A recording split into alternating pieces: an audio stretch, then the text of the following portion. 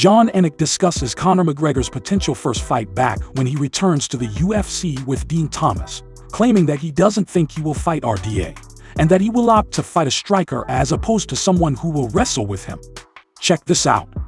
So my appetite for the Dos Anjos McGregor fight when it was to be was just through the roof. I wanted to see that matchup at that time so badly.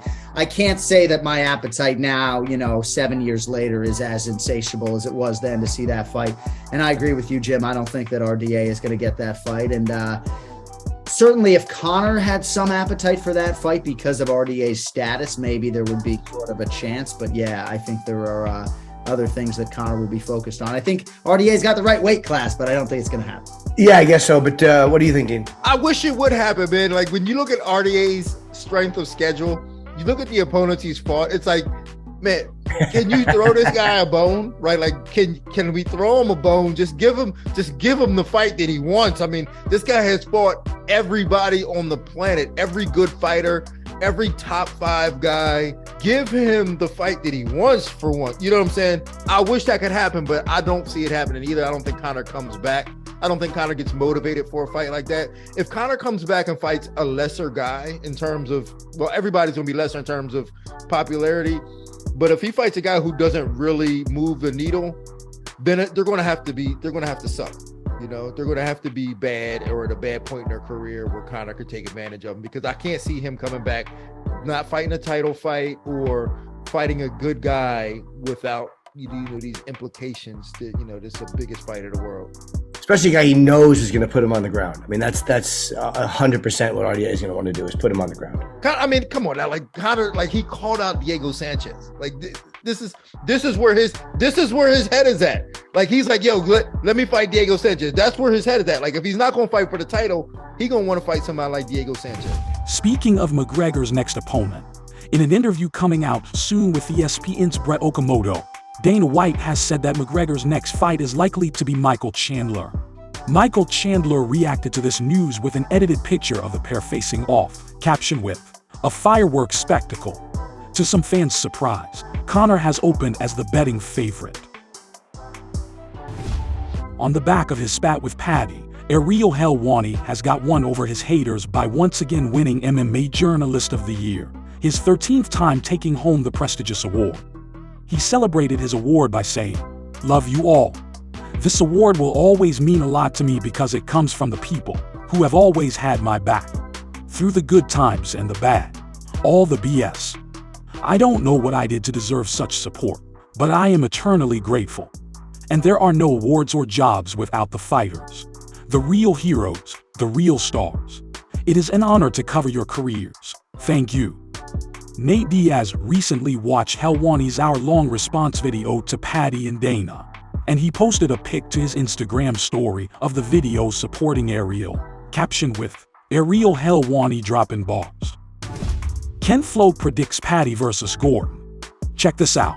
This is a very interesting fight. I do think there's a lot of value in Jared Gordon and his ability to potentially stop those takedowns and smother Paddy.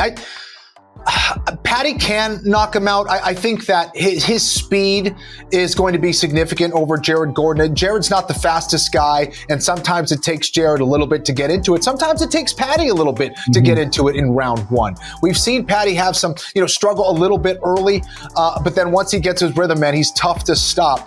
I think if I'm Paddy Pimblett, I'm looking at that Grant Dawson fight. I'm looking at that fight to see and find a way to beat Jared Gordon. I think if he can get around to the back of Jared Gordon, that's where he can win this fight.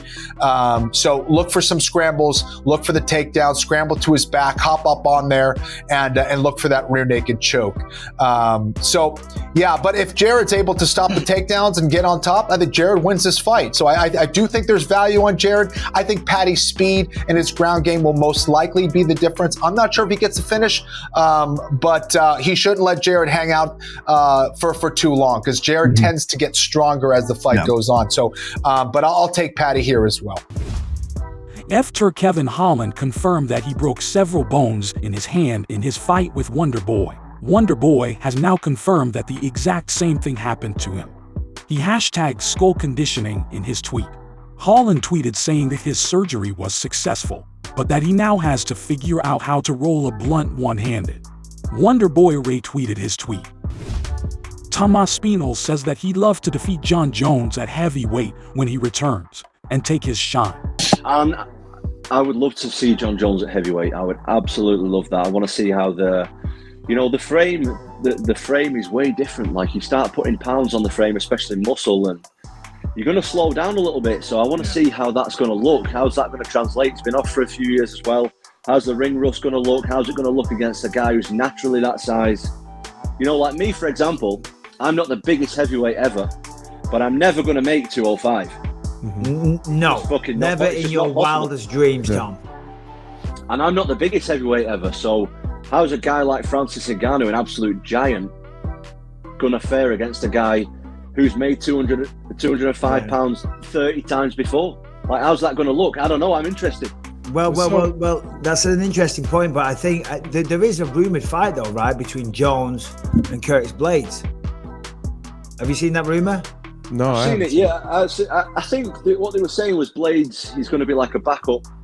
Oh yeah, that's right. Blades is going to be the backup for the heavyweight title fight. Hey, Right, Tom, okay. if as a guy in the division, obviously you're still rehabbing and stuff, and so it's not necessarily makes a difference to you right now. But when you get a guy like Jon Jones coming up to the division, would you rather be the guy that welcomes him to the division, or do you put like your fighter brain on and say, all right, let someone else fight him, and then I can see to see where he's at? Or would you want to be like the guy that would welcome him to the division? No, I want to be the guy who takes it. With people like that, I want to be the guy who takes his glory. Yeah. Like, I want to let him fight at heavyweight and look amazing, and then beat him. That's what I'd want to do. That's me personally. Yeah. I mean, I'm not in any spot to say this right now. Do you know what I mean? I'm just thinking of your mindset. Like, what would you rather do? That's what I want to be, the guy who beats the unbeatable guy. That's what I would want to do personally. Oh, of course, but because you can also take a cheeky little look at him at heavyweight. You can assess what he's doing. You're like, oh, he's missed a step there, or we don't see him doing that, and he's not poking people in the eye.